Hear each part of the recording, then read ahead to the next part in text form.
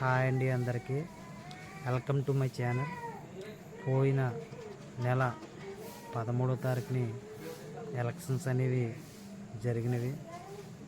So అందరూ vote వేశారని అనుకుంటున్నాను. ఓటు అనేది మనము స్వతంత్రంగా ఒక మంచి వ్యక్తిని, రాష్ట్ర భవిష్యత్తును ఒక మంచి మార్గంలో నడిపే వ్యక్తిని, ప్రజల సమస్యలను తెలుసుకొని తీర్చే వ్యక్తిని, రాష్ట్రాన్ని ఒక అభివృద్ధి మార్గంలో నడిపే వ్యక్తిని మనము స్వతంత్రంగా ఎన్నుకునే విధంగా ఓటు రూపంలో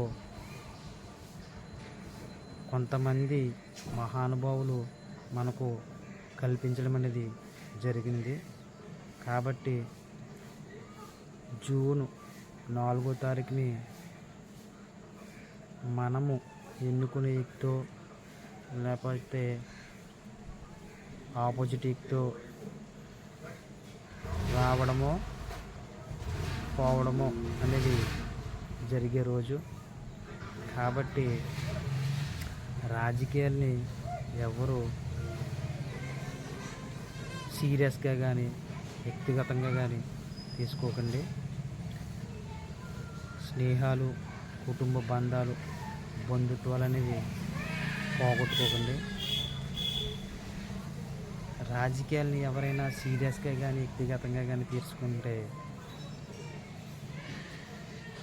ఒక మంచి వ్యక్తుల్ని కానీ, స్నేహాలని కానీ, కుటుంబ బంధాలను కానీ కోల్పోవడం అనేది జరుగుతుంది. రేపు నీకు ఏదైనా సమస్య వచ్చిందంటే